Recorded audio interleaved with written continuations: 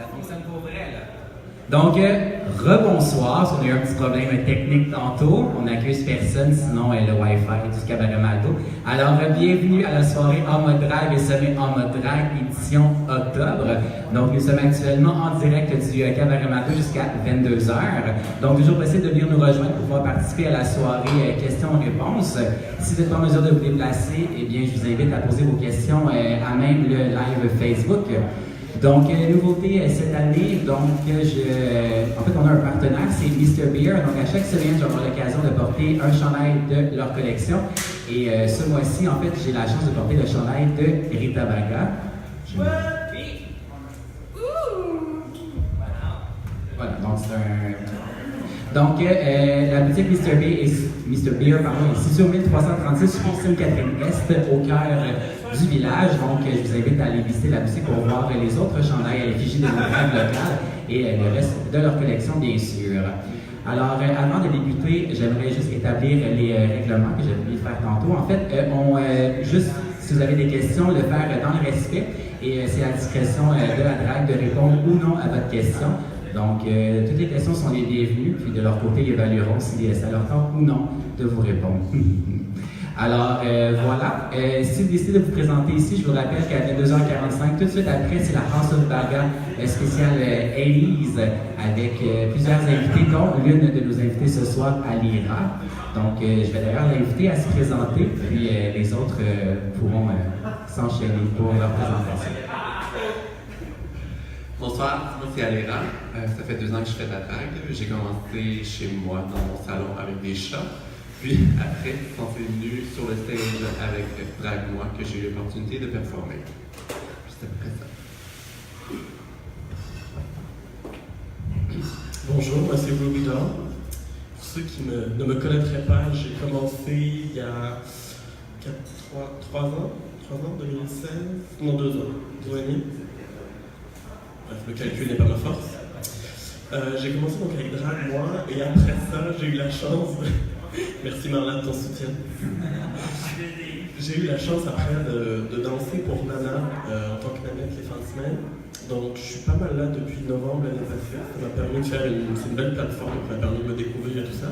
Et j'ai aussi la chance d'être la fille de la merveilleuse, de la talentueuse MX Café Canada 2018, Tracy Trash. Bambi. Allô, moi c'est Bambi Dextress. Bon, j'ai commencé à faire la drague en 2011, je crois, à la première édition de Drag Moi. Donc c'est tout à cause de Marlodia que je suis rendu ce que je suis rendu. Mais j'ai fait la drague pour comme 3 ans, puis ensuite j'ai arrêté pendant un petit bout.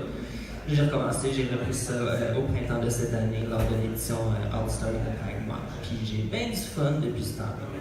C'est tout. Donc, avant que j'enchaîne avec une question, est-ce qu'on en avait parmi le public? Non. Bon, parfait.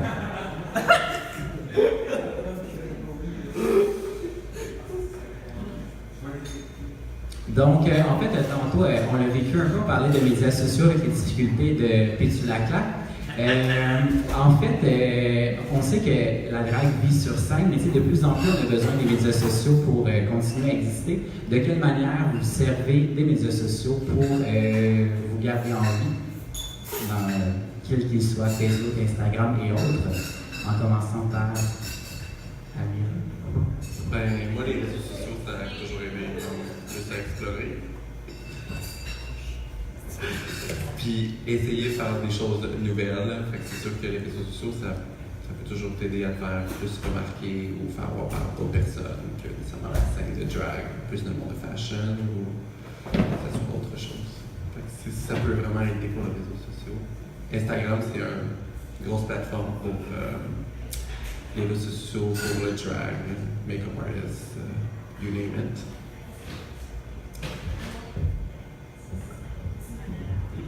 Donc comme disait Alira, c'est ça? Mais oui, c'est comme même si on a tous Facebook, genre, le plus gros, ça reste vraiment Instagram, qui est genre le plus gros. On arrive à, il suffit juste de mettre un hashtag drag queen, puis là tu tombes sur les drag queens du monde entier, ça t'inspire, ça te met sur une plateforme différente. et autant nous que genre n'importe qui d'autre. Mais ça aide aussi, comme elle le dit pour l'inspiration, c'est qu'on a vraiment genre de nous-mêmes, on arrive à voir d'autres styles, on arrive à trouver ce qui nous intéresse là-dedans, à la variété, puis dans le fond avoir genre après faire notre propre moule, puis nous arriver à faire quelque chose qui nous correspond de plus en plus, peut évoluer et devenir quelque chose d'encore meilleur. Donc c'est plus comme ça que je veux les réseaux sociaux, quelque chose pour nous pousser encore plus loin. Rémi? Ouais, en fait, étant donné que j'ai un peu fait un genre de comeback au printemps, j'ai pas eu d'Instagram pour mon compte de drag avant, je pense que c'était la fierté quand je me suis refait un compte d'Instagram pour de drag queen. Fait que je dirais que oui, c'est le fun, c'est important, j'ai pas forcément mis beaucoup d'efforts depuis ce temps-là. C'était à venir, I guess, mais non, mais sinon c'est le fun aussi parce que étant donné que c'est purement visuel, je parle d'Instagram en particulier, la drague c'est communiqué vraiment visuellement aussi, fait que c'est quand même important pour ça, je trouve. Fait que c'est le fun, ça permet de comme tenter le coup de savoir c'est quoi qui se fait un peu partout, fait que ça universalise un peu l'art de la drague, ça nous permet de tout mettre sur un même niveau, parce que tu n'as plus maintenant vraiment forcément la drague du Québec ou la sorte de drague qu'on a aux États-Unis ou whatever, étant donné qu'on se voit tout et on est tout au courant de ce qui se passe partout. Fait que c'est le fun pour ça. Parfait. Je sens que la bière va renverser éventuellement. Ah ouais, je parlais. Oui, on a une question. Quelle est-elle? D'une certaine Marla Deer, une inconnue du village, surtout du Mado. Alors là, il faut que je lis sans le moffer, ça va être drôle. Combien ça vous prend de temps en général faire votre maquillage pour être heureuse et satisfaite du résultat? Seriez-vous capable de le faire en la moitié du temps? Je sens que cette question est principalement posée à une personne en particulier, hein? En général, mais on ne citera pas des noms, mais on pointera des doigts. Personnellement, ça me prend environ 1h15. Je suis en général à 1h15, 1h30 si je suis ultra satisfaite et que je veux me couponner, vraiment intense. Comme je peux me le faire en 45 minutes si je suis dans un rush solide. C'est ça. Moi, c'est très différent. Ça me prend 2,5 à 3 heures. Je prends énormément mon temps. Puis, je suis vraiment très perfectionniste sur mon maquillage. Alors, 2,5 à 3 heures pour avoir l'air embaumé. BMB?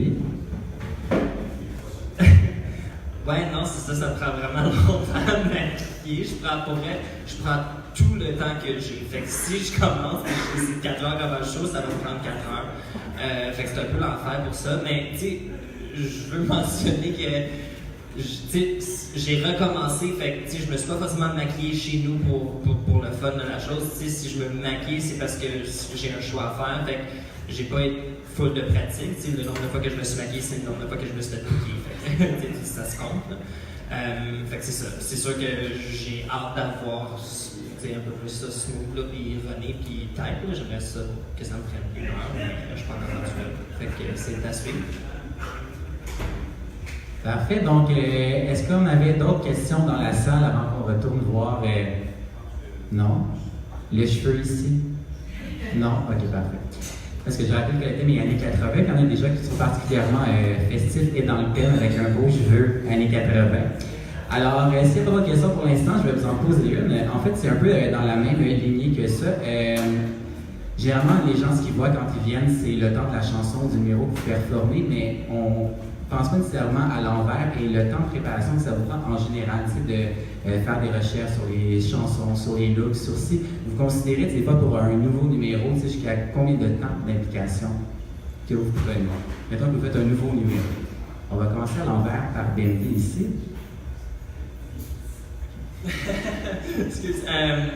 Ouais, mais je dirais que ça dépend. Ça dépend si c'est par rapport à une thématique en particulier que ça vaut vraiment la peine de construire quelque chose, ou est-ce que c'est pour une soirée que tu fais 3 tunes, bon ben tu vas pouvoir comme déléguer ton temps en conséquence. Tu vas peut-être faire juste 2 tunes straight que tu connais bien puis qui sont en affaire, puis quelque chose d'autre que tu vas peut-être investir un peu plus de temps si tu as un mix particulier à faire. C'est sûr que là, ça peut prendre bien du temps aussi, là. Ça dépend de tes habiletés ou quoi, ce que tu es capable de faire, mais c'est ça. Si tu as un mix à faire, tu peux amener ça, puis si c'est variable. Tu gères ton temps par rapport à ce que tu as à faire puis ce qui t'attire le plus. C'est sûr que c'est vu qu'on est payé un certain montant, mais c'est pas pour l'argent qu'on peut possiblement faire ça. Fait que tu mets l'effort où tu veux par rapport à ce que tu as envie de faire et ce qui t'excite. Ruby? Ben, je dirais un peu la même chose. C'est vrai que ça dépend de la soirée, ça dépend du contexte. C'est sûr que si c'est typiquement un booking où tu as 4 chansons, tu vas peut-être recycler des chansons, entre guillemets recycler, des chansons que tu as déjà fait, que tu sais qui fonctionnent, que tu as déjà toutes. Mais sinon, si c'est un nouveau numéro pour une soirée en particulier, en tout cas, mettons une soirée Disney, quelque chose qui n'arrive jamais, genre, c'est sûr que là, ça peut te prendre. Tu vas venir t'investir pour des costumes. En général, pour ce genre de soirée-là, on est quand même prévenu longtemps d'avance, généralement un mois et demi, fait qu'on a le temps de se préparer en max. Mais ça peut dépendre. Moi, je fais mes costumes moi-même, fait que généralement, je me garde une semaine juste pour la couture, la confection, tout ça. Ou le cheveu, tout ce qui va avec. Là. Mais après, c'est sûr que tu sais, trouver la toune, si c'est pas une toune déjà qu'on te propose, qu'est-ce qui pourrait fitter, est-ce que tu fais des arrangements, est-ce que tu gardes l'original, est-ce que tu. Genre tout ça, puis après, qu'est-ce que tu fais sur scène, genre est-ce que tu restes comme un piqué tout le long, puis tu fais genre weird, ou genre tu bouges, tu fais une chorégraphie, t'as des danseurs, c'est genre tout un mood à se mettre dedans, fait que ça peut varier entre je recherche parce que j'ai déjà la toune, ou genre ça peut prendre une semaine à préparer un numéro de 4 minutes sur scène. Fait que ça dépend vraiment du contexte. Je suis pas trop production. Mais quand je pense à un numéro, ça me prend genre une couple de jours dans ma tête, juste pour vraiment assimiler tout. Puis, moi, c'est plus le look que je travaille toujours plus. Là. Fait que c'est juste mettre le look down pour avoir plus d'inspiration, puis le mood, puis le feeling. Ça peut prendre une couple de jours, là, juste pour me mettre dans le sentiment. Là. Sinon, on laisse ça. Parfait. Donc, on fait un autre tour dans la salle. Parmi ceux qui sont assis, je vous invite à poser des questions. Gênez-vous pas, toutes les questions sont les bienvenues. Donc, à tout moment, vous pouvez intervenir pour poser une question. Est-ce qu'on en avait une autre? D'une autre inconnue qu'on va appeler Morticia. Je vais garder son anonymat. Le public veut savoir, quel est votre plus beau moment sur la scène? Je vais commencer. Mon plus beau moment, c'est dur à chercher, j'en ai tellement. Ou pas. Mais non, je dirais pour vrai que un de mes premiers illusions, on a quand même beaucoup travaillé, donc pas cet été, mais l'été passé. Ça restait un de mes bons moments. C'était la première fois que j'étais vraiment sur une grosse scène devant beaucoup de monde, un numéro sur lequel on a quand même beaucoup travaillé et ça m'a vraiment marqué. Après, j'ai d'autres numéros qu'on a pu faire avec les nanettes, des gros numéros de production Broadway où c'est de la danse, c'est du lip-sync, des paillettes, de la sueur, mais c'est du fun. Fait, je dirais Illusion et mes numéros de nanettes, c'est pas mal mes meilleurs moments sur scène à date. Le meilleur numéro que j'ai fait, c'était avec moi. J'ai fait genre Mario et Luigi. C'est vraiment quelque chose que je ne fais pas normalement, mais j'ai vraiment aimé ça. C'est le moment où je me suis fait vraiment plus de fun, puis j'ai vraiment let go. Puis c'était vraiment une très belle expérience de faire quelque chose que la porte n'a fait jamais. Fait que ça a sorti de l'ordinaire. Fait que c'était un des plus beaux moments. Ok, ben. Si on parle récemment, je dirais que quand j'ai fait mon numéro de Julia Roberts pour Drag Moi, c'était vraiment très très fun. J'ai vraiment trippé.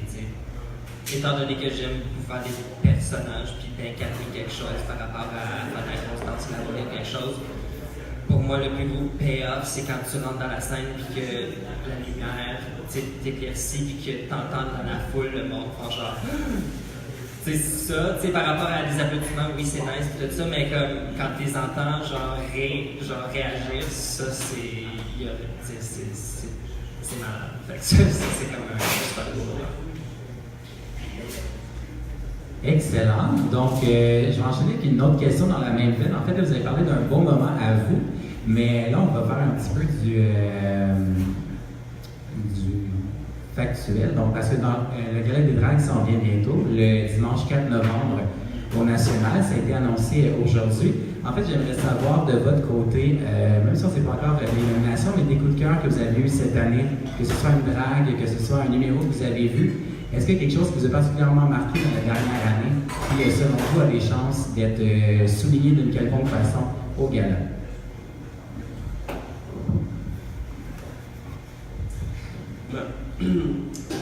J'ai beaucoup de numbers auxquels j'ai pas participé personnellement, mais que j'ai aidé de façon indirecte. Par exemple, le numéro à Tracy pour Mary Poppins, où j'ai fait les costumes pour la production. Mais moi, ce qui m'a le plus marqué à date, puis pour lequel, by the way, j'ai voté, je vais le dire, je le vends, c'était le numéro de la Dragonfly, Peanut Butter, qu'elle a présenté à Enix. Genre, moi, la voir en confiture se faire serrer par 2 tranches de pain, ça m'a fait pisser par terre comme ça n'avait aucun bon son. Fait que moi, ça m'a vraiment marqué, puis j'ai vraiment aimé ça. C'est pas mal ça.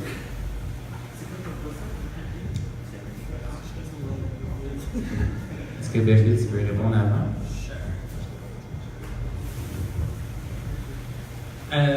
Ben moi c'est genre question d'un genre de crush qui se développe sur ben comme il faut cette année, mais genre Will Chalmers, je trouve qu'il est trop débile, genre sérieux.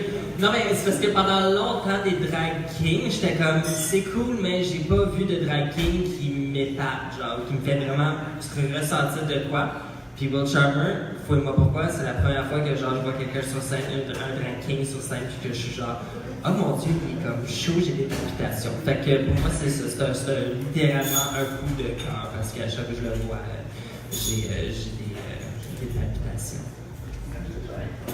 Et on peut souligner aussi qu'il a été le premier drag king embauché un week-end au Cabaret Mado. Il est dans la salle, donc on va l'applaudir. Ça va être en spectacle ce soir, pour ceux qui veulent le voir, 22h45, House of Baga, au Cabaret Mado. Alira, est-ce que tu voulais le prononcer? Ben, le show de Dragonfly, c'est quand même nice, là. Genre, son Eric Scarpé, avec Freelicious, je trouve ça quand même assez whimsical, puis hors de l'ordinaire, mais quand même assez énergétique. Pour moi, c'est quand même quelque chose que j'ai vraiment aimé regarder.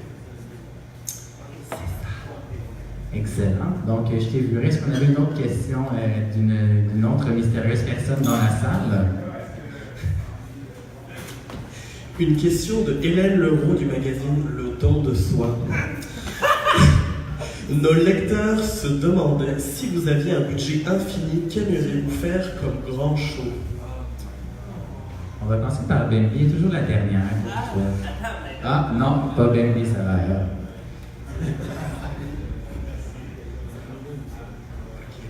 Si j'avais vraiment comme ici,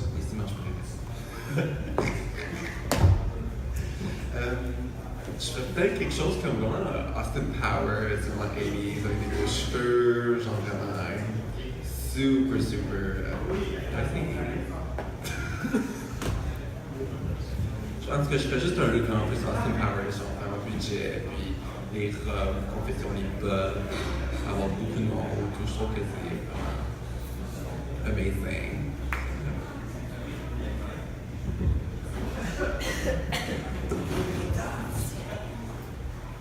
Si effectivement j'avais un budget infini, ce qui serait absolument merveilleux, puis je donnerais juste une part pour moi-même, comme prévention du show, mais j'aimerais sûrement faire ça, je pense, à un show genre de Chicago, genre refaire tout genre le Chicago, les gros costumes à paillettes, parce qu'on s'entend que ça coûterait une beurrée juste dans les costumes, les danseurs, les Will Chalmers bien excités au bord de la scène.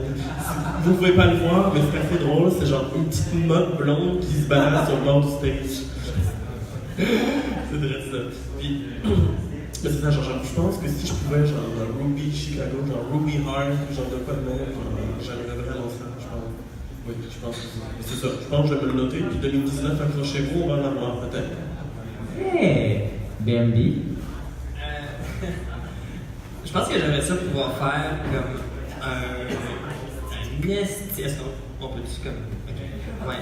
Mais un esti bon one-woman show, mais genre d'explorer une actrice, mais en profondeur, puis de pouvoir parcourir sa carrière, que ce soit comme au cinéma ou en musique ou quelque chose, mais que ce soit drôle, puis qu'il y ait des costume change de feu, puis des décors, puis tout ça, mais de vraiment pouvoir réaliser quelque chose de genre outrageous, puis de bien représenter quelqu'un, là, je trouve que ça serait vraiment beau trip. Ouh! Blanche?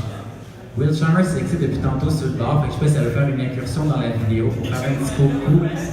Juste la petite mop ici. Est-ce qu'on avait une autre question? Et oui, le live Facebook devient wild. On a une présentatrice de CNN, Amanda Patterson. Je laisse en anglais par exemple, donne-moi une seconde. Ok, thank you Amanda. La question, merci. What was the most embarrassing moment you lived on stage? Ça, c'est une question qui tue. C'est qui la personne la plus malaisante ici? La plus malaisante on stage, je sais pas. Ben, ça dépend vraiment pourquoi. J'ai eu des moments très malaisants. Par exemple, dans les nanettes, où on a des chorégraphies millimétrées au poil de cul près, genre. Fait que si tu fais pas exactement à la seconde ce qu'il faut que tu fasses, first, ça paraît dans ta face parce que tu t'es viandé sonné. Puis genre, moi, c'était. Je me souviens plus quelle chanson c'était exactement, mais genre, on devait faire genre un kick, genre full facile, puis après faire un tour. J'ai jamais fait le kick, j'ai commencé à tourner, tout le monde m'a regardé parce que j'étais en avant d'eux, puis j'ai commencé à tourner. Je suis comme, ah, c'est correct, marche-toi dans l'autre sens. J'ai juste ri, en dedans, je voulais mourir, mais c'était ça. Fait que c'était pas mal un moment embarrassant. Mais depuis, j'en ris beaucoup, par exemple. De prendre avec humour et parcimonie, tu voulais remporter un prix Citron à l'année de rap? Je suis pas sûr, j'ai ce qu'il faut pour gagner un prix Citron, par exemple. Si, je t'avais une fois en retard en cocktail, ça m'a valu une wannabe nomination pour ça, mais je suis pas passé pour ça. C'est quelque chose. Les moments les plus embarrassants, c'est quand Marla me donnait des thèmes à jouer avec moi, puis je comprenais aucunement les thèmes.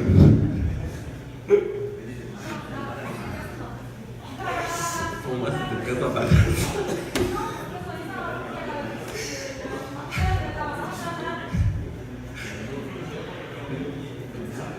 Oui.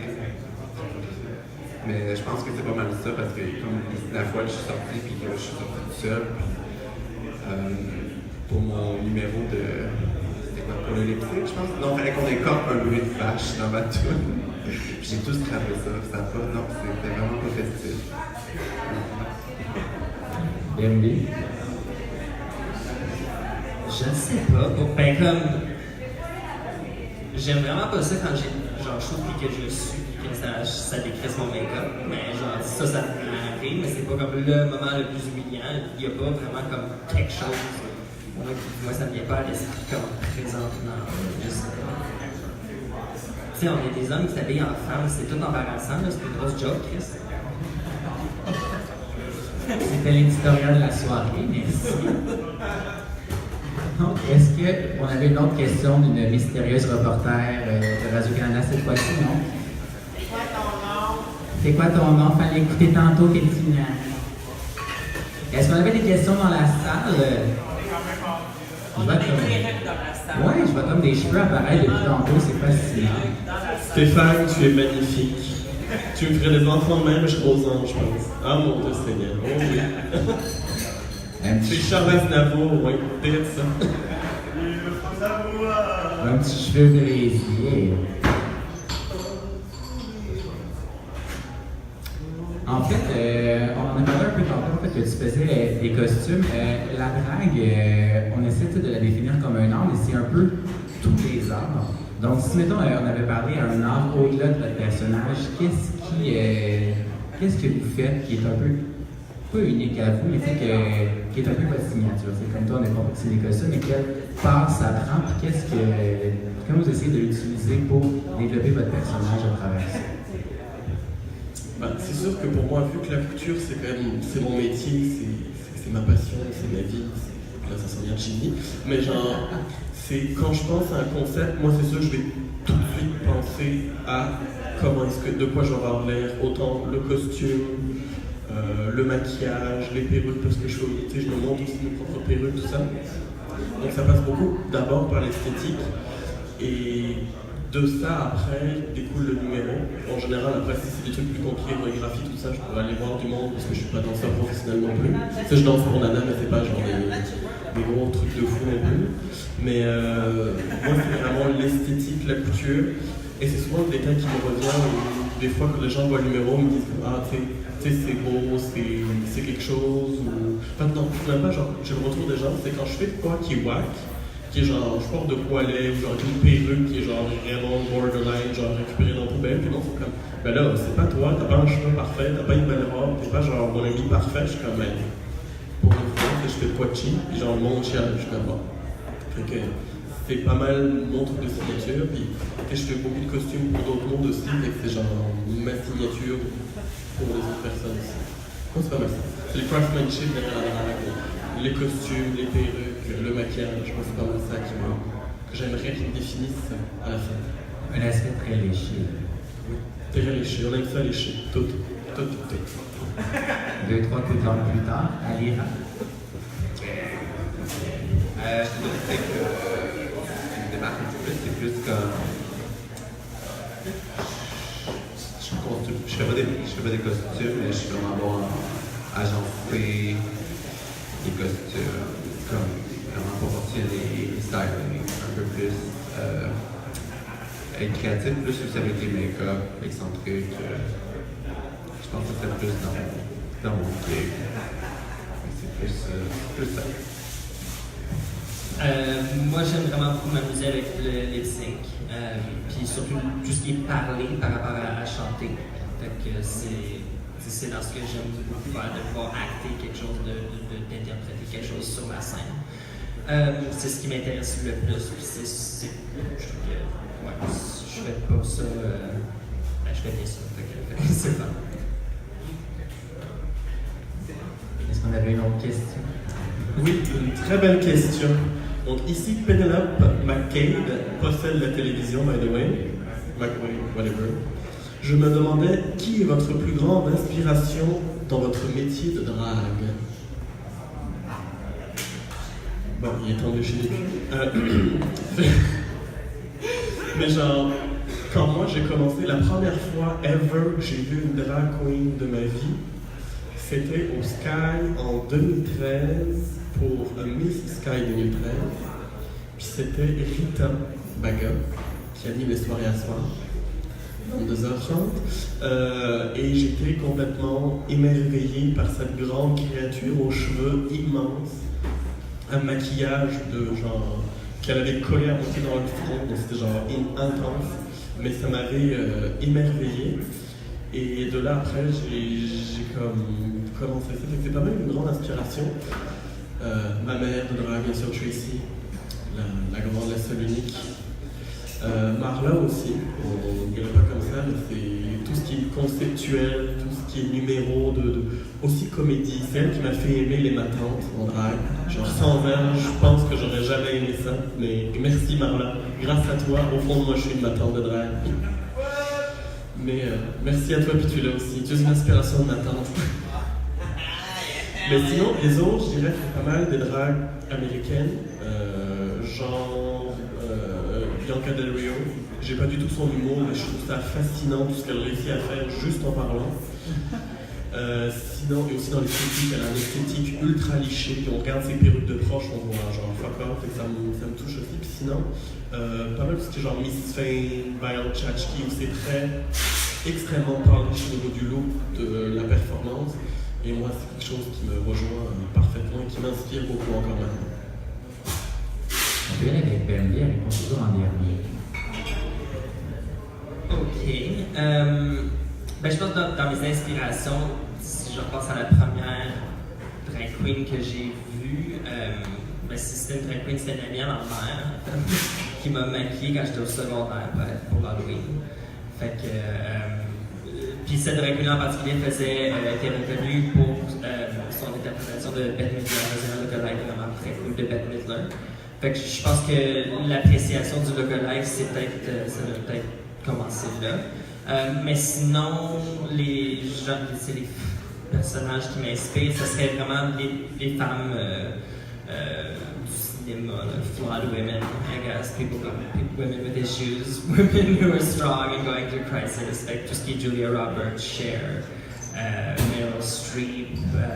J'ai eu un trip de Anna Nicole Smith dernièrement, c'était le fun de regarder son œuvre dans la culture. Mais c'est ça, je fais mes recherches, puis c'est ça.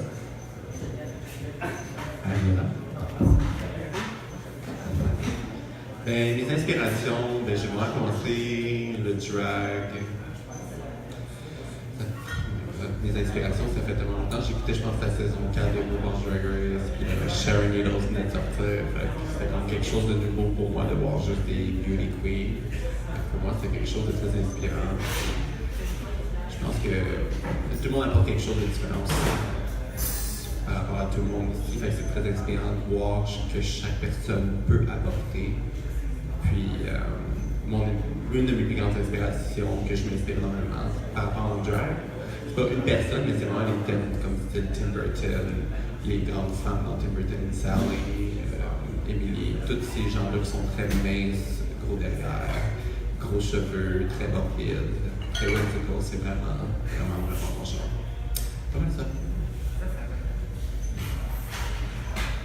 Est-ce qu'on avait par hasard une autre question d'une personne mystère? Ouais. On voit des petits doigts s'agiter. Est-ce que dans la salle, il y avait des questions? Non. Stéphane, as-tu une question pour nous? Ouais. Ben, il a perdu ses cheveux, rendu avec un bandeau. On salue Tante Gabi, bonsoir, qui va être au parachuteur ce soir pour la France de Bagarre. Donc j'espère que vous allez venir le voir. Bon, vraisemblablement, on a une question, on va la prendre tout de suite. Donc, Marladir, alors Marladir, D-E-A-R et non D-E-E-R, c'est à préciser, ce n'est pas la même personne, pas du tout. Qui est votre chanteuse préférée et sa chanson qui vous charme? Oh! Tu peux laisser quelqu'un d'autre commencer, mon parfait. Ma chanteuse préférée pour moi, c'est George Michael.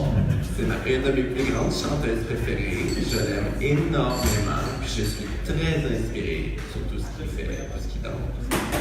Tout ce qui est 90s, c'est vraiment mon genre. Fait que je te dirais ça.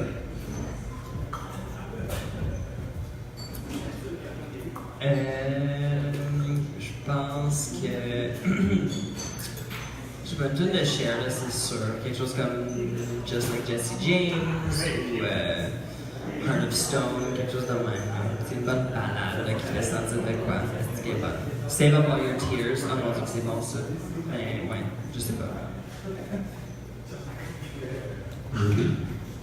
J'ai dû relire la question parce que j'avais oublié entre temps, ça va mal. Je suis plus blonde, mais ça paraît encore.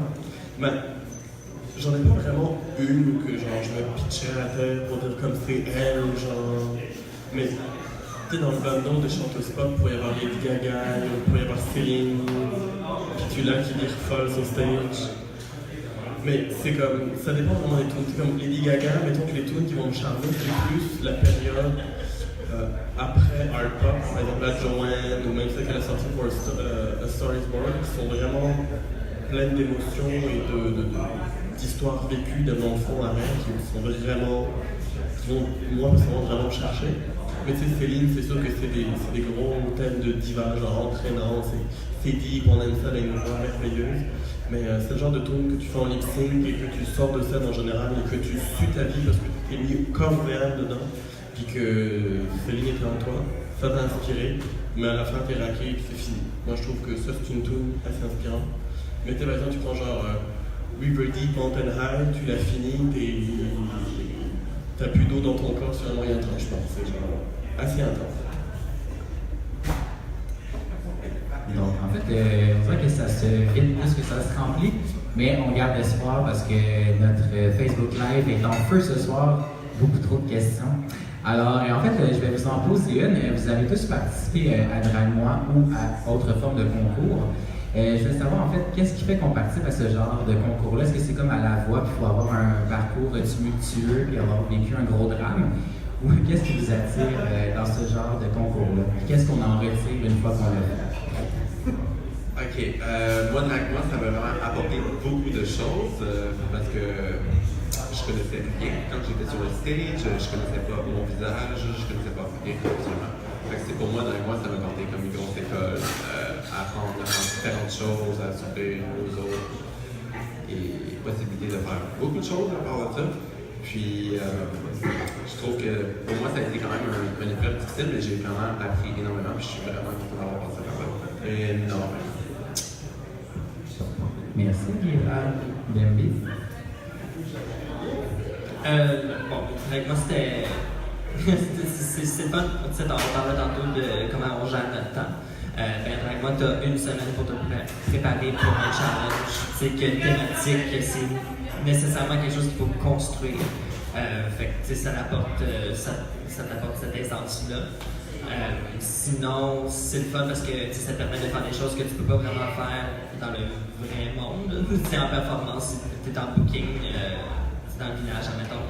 C'est pas nécessairement toutes des choses que tu fais à Drag One, admettons. Fait que ça t'amène ailleurs, fait que c'est fun pour ça aussi. Ruby? Mais c'est sûr que Drag One ou d'autres concours, genre comme MX qu'on a eu les 2 dernières années, ça va vraiment chercher quelque chose de différent. Ça t'oblige à te sortir de ta zone de confort ou de savoir ce que c'est ton univers. Par exemple, pour Drag One, tu cherches, tu essaies différentes choses, ça marche pas, tu pètes la gueule, c'est pas grave, t'es là pour apprendre. Mais c'est vraiment de se dire, bon, j'ai ça pour un temps donné. Tu sais, Drag One, c'est vraiment effectivement ça tenait genre, chaque semaine t'as un nouveau thème. Moi, dans ma saison, c'était genre, tu le savais, à chaque fin de soirée, ils disaient, bon, ben, la semaine prochaine, c'est ça, vous allez avoir ça, vous avez carte blanche pour ça, whatever, puis c'est ça. Débrouillez-vous, à la semaine prochaine. Puis c'était demandant. Je sais que certaines saisons après avaient les thèmes en avance, les chanceux, mais ils étaient jugés plus forts, par exemple, avant ça. Mais c'est pas mal là, j'ai aimé ce droit d'acquisition, d'approbation, whatever. Mais sinon, les autres concours, tu sais, comme par exemple MX ou les concours qu'il y avait avant au Sky, ou même là maintenant, il va y en avoir un au district, c'est des concours qui te disent comme bon, là je vais sortir de ma zone de confort, je vais essayer de faire quelque chose pour choquer le monde, pour prouver que je suis encore mieux que ce que je suis. Donc c'est vraiment quelque chose pour moi qui essaie de te faire sortir de ta zone de confort et de te pousser au maximum pour encore plus, genre montrer au monde que tu es capable de faire plus que ce que tu leur montres de faire comme ah, je n'aurais pas pu faire ça, mais genre c'est ça.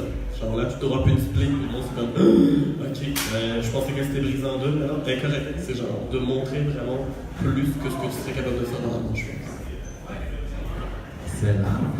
Un peu dans la même veine, en fait, quand on sort de sa zone de confort, c'est qu'on se lance dans des situations des fois qui est loin de nous.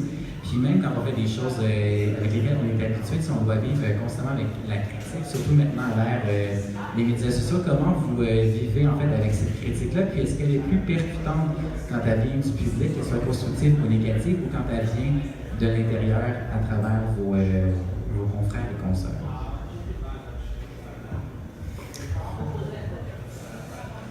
J'ai la chance merveilleuse de ne pas franchement avoir de critiques négatives du public, c'est plus du positif, ou en tout cas je me souviens, j'ai peut-être dû avoir un ou deux commentaires plus comme genre ah tu sais c'est genre basic, mais je suis comme bon, c'est basic, c'est pas grave, c'est genre tu te dis bon qu'est-ce qui fait que c'est basic et que de là tu essaies de corriger entre guillemets tes erreurs. Mais c'est sûr que les critiques, j'en ai de ma part de ma mère, Tracy, mais c'est plus des critiques genre ok t'es plat sur scène, genre tu sais sors-toi les gars du cul puis fais quelque chose, mais c'est plus du genre tu sais vraiment d'essayer de te pousser dans le fond. C'est ça, c'est du constructif, c'est pas juste du négatif, c'est vraiment pour essayer de te faire apprendre et te faire évoluer.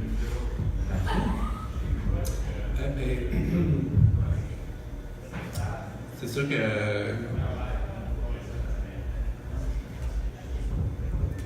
moi je suis quand même, je veux dire, les critiques de tout le monde.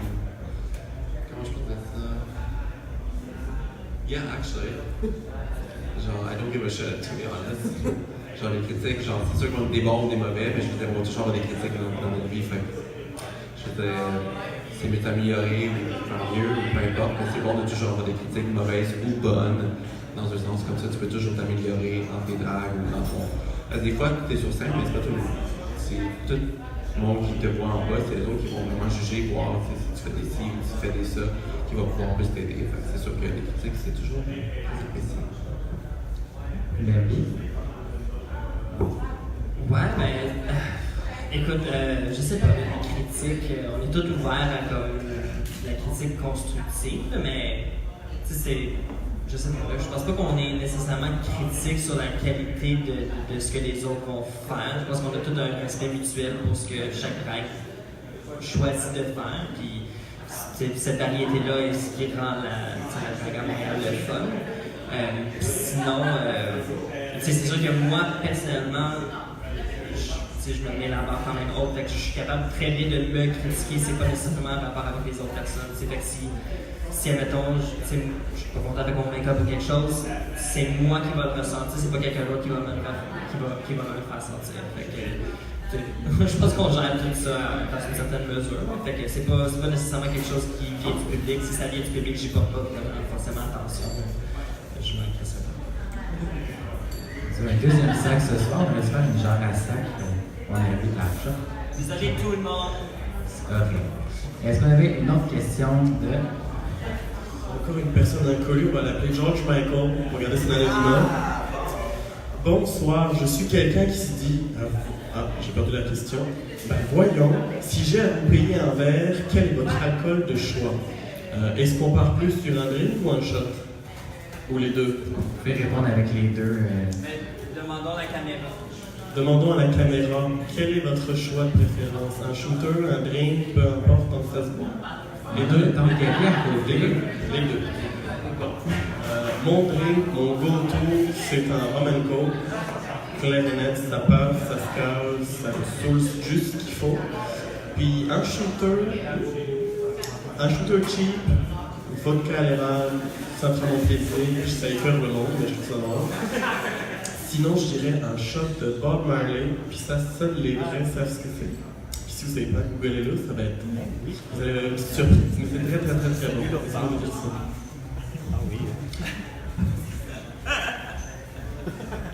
On salue donc Gabi. Alira. Moi, j'aime vraiment juste la bière, je suis vraiment simple.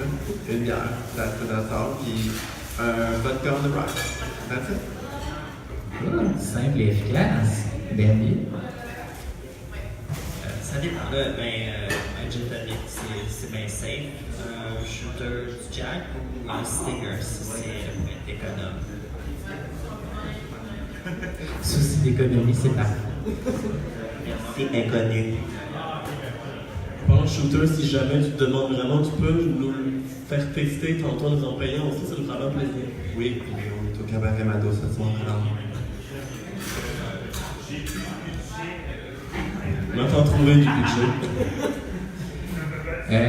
En fait, je voulais savoir, il y a différents bars en fait, qui accueillent comme ce soir une shooter girl. Il y en a dans différents autres établissements. Est-ce que vous, c'est quelque chose qui vous appelle? Puis à quel point, dans le fond, vous voulez exposer votre personnage en dehors de la scène? Là, c'est un exemple, c'est pas péjoratif.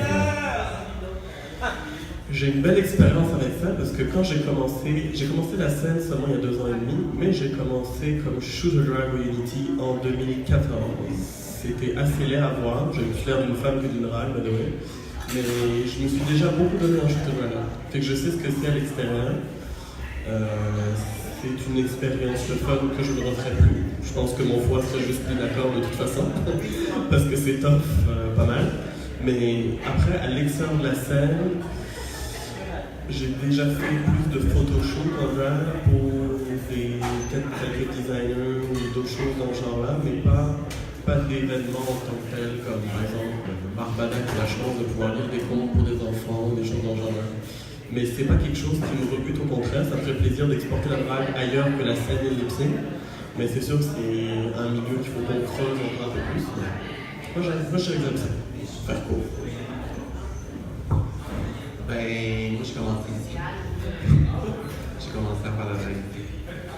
Puis, je faisais juste la photo chez moi, une petite photo que je faisais, j'essayais de faire des trucs et tout. Puis, c'est sûr que je suis très ouvert à essayer ailleurs, je trouve ça très intéressant de voir la clientèle, puis surtout les gens qui sont très différents dans chaque environnement.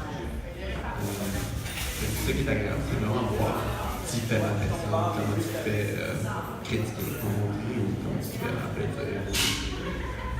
Oui. Excellent. Et Bambi. Ouais,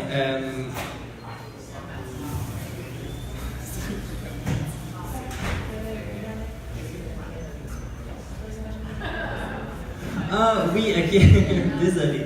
En fait, j'en ai fait, j'ai été shooter drag au Unity pendant 2 ans, donc ça m'a vraiment permis de comme, interagir avec les gens et d'être vraiment à l'aise en tant que personnalité en drag, si on veut. Avant ça, j'ai commencé en faisant drag moi, c'était que de la scène, ça m'a vraiment mis dans un autre genre de contexte. Donc, ça, je trouve que ça a sa valeur, c'est important de pouvoir être à l'aise et d'interagira avec le monde. Puis c'est là que tu rencontres du monde qui te suit et qui te supporte pendant longtemps après une première interaction que toi, ça a peut-être fait partie de ta soirée, puis tu oublies ça, là, mais ça a eu un impact sur quelqu'un, puis qui se rappelle de toi. Fait que ça, c'est cool de pouvoir avoir ce contact-là, parce que quand tu es sur la scène, tu l'as pas. Excellent, donc ça s'en vient tranquillement. Donc je veux juste mentionner qu'on est à la soirée En mode drag. En mode drag, c'est une soirée questions-réponses à laquelle le public est invité à poser ses questions. Donc à tout moment, vous pouvez intervenir si vous avez une question. Donc on va juste aller voir sur Facebook si on avait par hasard une dernière question. Non. Dans la salle, Anastasia. Bonsoir.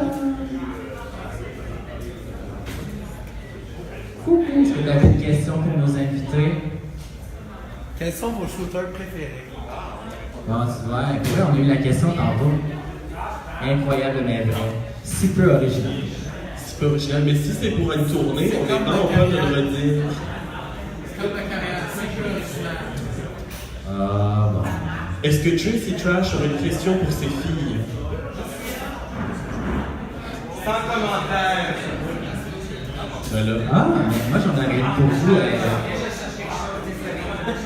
Sur la question familiale, en fait, si vous avez deux au moins été adoptés, mais si vous aviez à adopter une drague, qu'est-ce que vous rechercheriez chez cette drague-là? Est-ce que vous voulez absolument qu'elle soit dans le même créneau que vous ou si vous avez une ouverture, finalement, qu'est-ce qui vous interpelle? Ben, je pense pas adopter personne parce qu'il faut que je sois. C'est hypothétique, là. Hein? C'est hypothétique, là. On s'imagine. Non, ok. Mais jamais, c'est sûr que strong family resemblance is always a plus.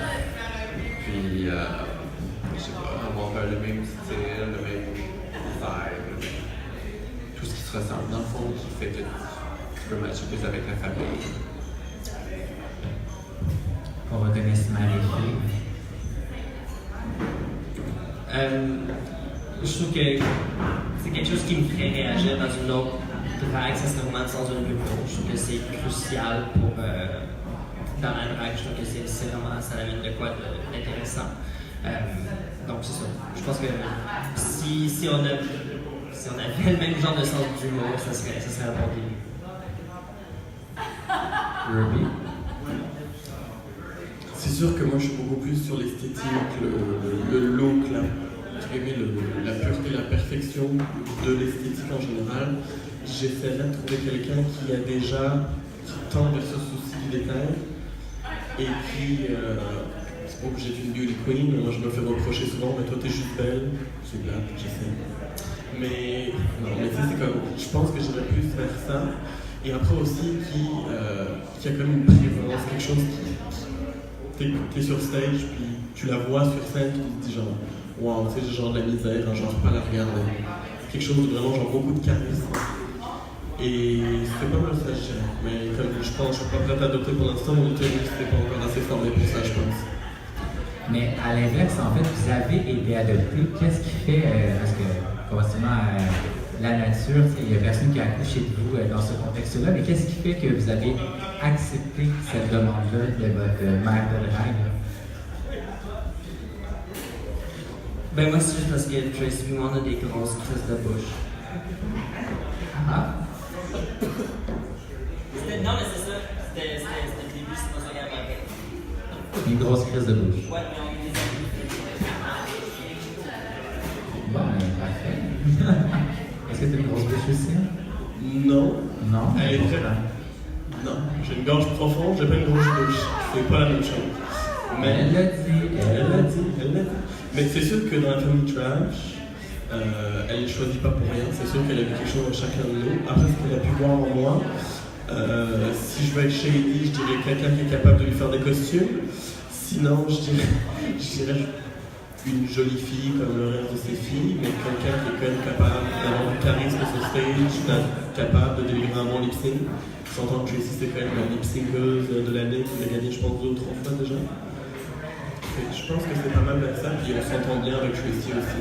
J'étais pas amie avec elle avant, mais pendant Drag Moi, elle a toujours été open à me donner des conseils, ou même d'elle-même venir me donner des conseils. Tout ça. Je pense que ça a cliqué pendant la partie de là. Elle a dû voir mon charme, mon charisme. Supposément. Ok. Donc, pour ceux qui sont arrivés, je vous rappelle, à la soirée En mode drag, c'est une soirée Q&A. Donc, vous pouvez poser vos questions si vous voulez. On est là jusqu'à 22h. Alors, on a 3 drags invités, Bambi, Ruby Doll et Alira, qui sont là pour répondre à vos questions. Est-ce que vous avez d'autres questions sur Facebook par hasard?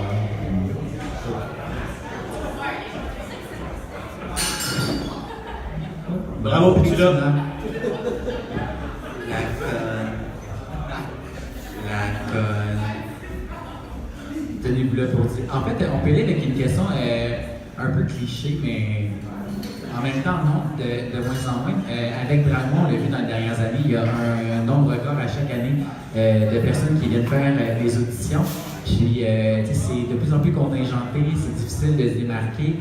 Qu'est-ce que vous recommanderiez à quelqu'un qui va se lancer? Comment il peut arriver à se distinguer dans cette masse-là? Puis, De ne pas faire de drag, ce serait un bon départ pour se démarquer. ça répond pas à la question. Non, mais c'est juste que c'est devenu tellement divers et varié, surtout dans la dernière saison de Drag Moi. On voit tellement de styles complètement différents. Déjà, on a du Will Charmer qui était le drag king l'année dernière. Cette année, on en a 2 qui ont des styles quand même différents. Et déjà là, c'est assez intense. Mais comme cette année, on a plus des beauty queens, on a des queens qui sont plus dans les personnages, la théâtralité, comme on a qui sont vraiment dans des gros make-up weird, mais qui sont... Fait que ça apporte plein de choses. Je dis weird, mais pas dans un sens négatif, weird, dans un sens complètement différent de ce qu'on peut voir d'habitude. Créatif, merci. Mais c'est ça, c'est essayer quelque chose qui nous correspond à nous, plutôt que d'essayer de faire quelque chose que les gens font déjà et que les gens font déjà bien. Sinon, ça devient plat, puis on décollera jamais.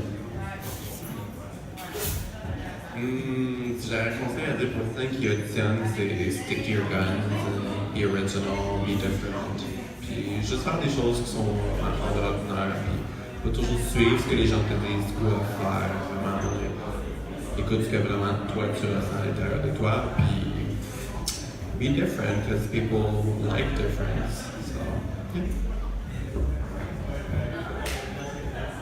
Ouais, ben je dirais, de façon générale, ce serait de.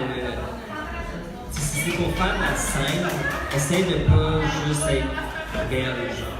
C'est tellement accessible des tutoriels de make-up, c'est très facile de se pointer puis d'avoir de l'air flawless puis d'être gorgeous. C'est rendu que il y a un genre de plateau que tout le monde est capable d'atteindre facilement maintenant. Mais tu sais, encore là, c'est juste de savoir un peu ce que tu veux faire. Si c'est que t'es belle, ben, sois vraiment fucking belle à ta façon. Comme ça, on va te connaître pour ça, au moins. Mais si on parle de performance, ça prend quelque chose que t'aimes pour. C'est un appui à ton visuel, je crois. Excellent. Donc, dans le fond, original, créatif, se respecter, puis essayer de ne pas faire comme les autres, de suivre la mystérieuse personne dans la salle.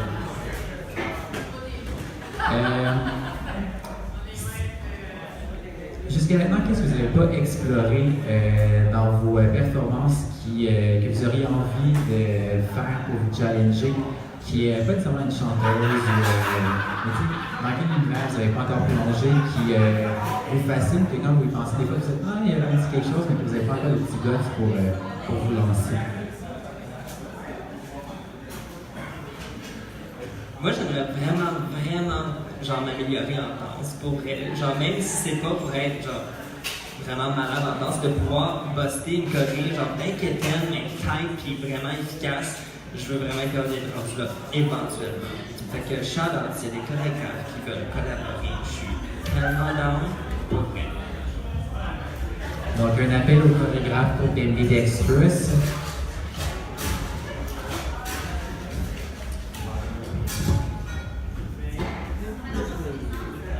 J'en ai fait déjà pas mal.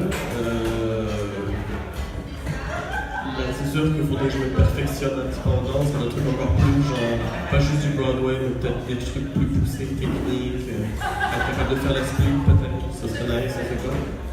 Mais plus de théâtralité, par exemple, peut-être plus explorer ce que fait Bambi, comme plus de trucs parler que du chanter, qui entre guillemets est plus facile à faire, parce qu'une tune, même si tu connais pas forcément les paroles, ça peut passer entre guillemets, Watermelon, on le connaît tous. Là.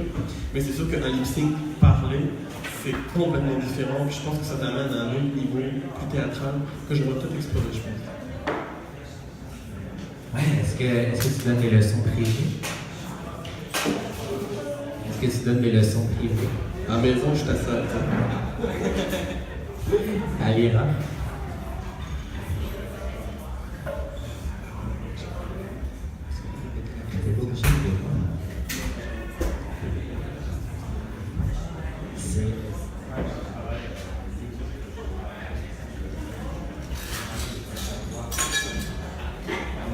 Peut-être faire plus de Broadway, faire des choses comme ça, là, comme plus en sortir de. Juste faire des one-day, genre tout seul, faire des chorégraphies, vraiment en danse, mais je peux avoir un poulet, puis c'est correct ça. Il y a comme un point commun entre les trois, puis c'est la danse. Donc, si un chorégraphe qui vous entend, vous avez trois preneurs pour des cours de danse privés. En fait, on approche la fin, parce que de toute façon, la personne mystérieuse sur Facebook nous a quittés, donc ça atténue le nombre de questions. Qu'est-ce qui vous attend prochainement à court, moyen terme pour qu'on puisse venir vous voir, où on peut vous suivre sur les différents médias sociaux? Bon, alors vous pouvez me suivre sur Instagram, sur Pornhub. Non, juste sur Instagram, c'est Claire Honnête. Puis, je suis un peu. Je suis pas par game, là. Si je suis booké, sinon je vais chez moi, je fais des photos, puis c'est pas mal ça ce qui me fait. Mais j'aimerais faire ça plus toucher le monde là-bas, c'est pas nécessairement juste de la fame, puis faire plus de plus mélanger le drag avec le monde là-bas, puis faire du hash. Puis bon choix à toi, oui. Bon choix. Bon, ben, je pense pas que le monde ici va pouvoir venir voir, là, mais à la fin du mois, je m'en vais à Fort McMurray, en Alberta, genre le fin fond du bois en Alberta, donc c'est loin.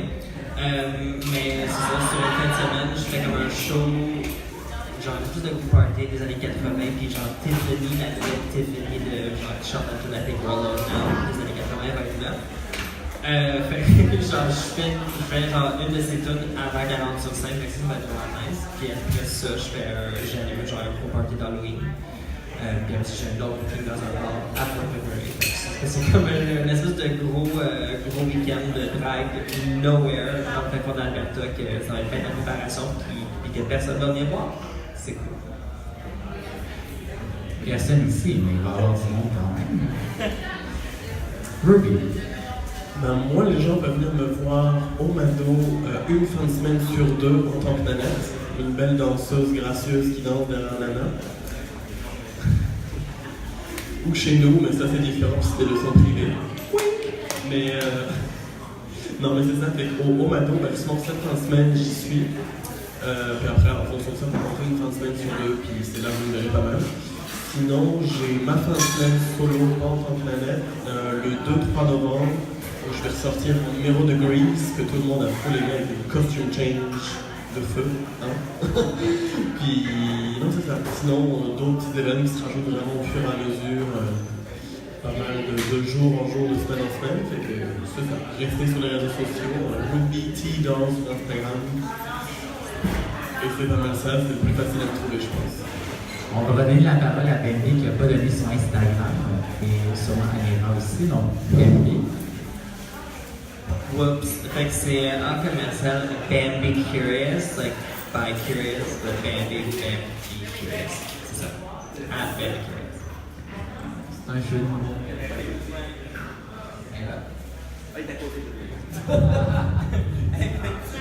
Après ça, c'est moi la foule. Sinon, dans le fond, pour En Mode Drag, vous pouvez suivre En Mode Drag sur Facebook ou sur Instagram sous cette appellation ou visiter le enmodedrag.com. L'article récent que j'ai publié en fait cette semaine, c'est sur la pièce de théâtre Kink, un hommage au BDSM. Donc, c'est un peu en marge de ce que je fais normalement, mais il y a un petit parallèle avec la drague. Puis vendredi, je vais publier une critique puisque je vais voir les spectacles jeudi. Sinon, prochainement, je vais publier un dossier sur la représentativité des dragues dans les médias, suite notamment au passage de Barbada à Format familial et 2 hommes en or avec Barbada. Et je vais aussi discuter de Broadway avec Nana. Alors, je vous invite à visiter le enmodedrag.com, je le rappelle, et de vous inscrire à l'infolettre. Vous pouvez le faire via le enmodedrag.com ou directement sur ma page Facebook. Et puis sinon, on se retrouve le mardi 20 novembre prochain pour la prochaine édition de En Mode Drag se met en mode drag. Sinon, à 22h45, ici même au Cabaret Manu, dans quelques minutes, c'est le spécial 80s animé par Rita Baga avec Tom Getty au bar à Shooter et ses invités Aliera, Ivy, Frankie D, Tracy Trash, Zink et Will Charmer, ainsi que, je vous le nommais déjà, mais on peut le répéter, Aliera. Alors, j'espère que... Alors, voilà. Et tu laisses venir faire ça, c'est ce genre. C'est qui ça? Répondeur de gloire! On va juste entendre sa voix. Merci.